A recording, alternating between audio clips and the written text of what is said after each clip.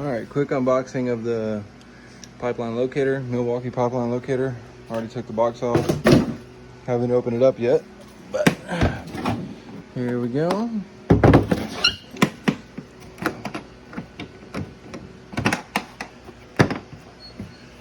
Here we go.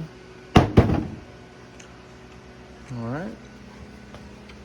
So it looks like it just comes with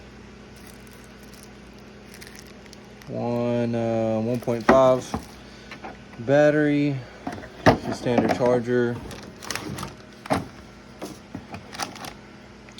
It's the cable for something, I don't know.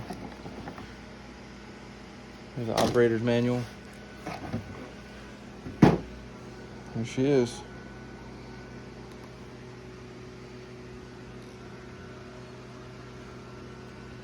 Let's see if we got something in the battery door. Maybe there's another battery in here. Oh, just one battery. That's all it comes with. That's it.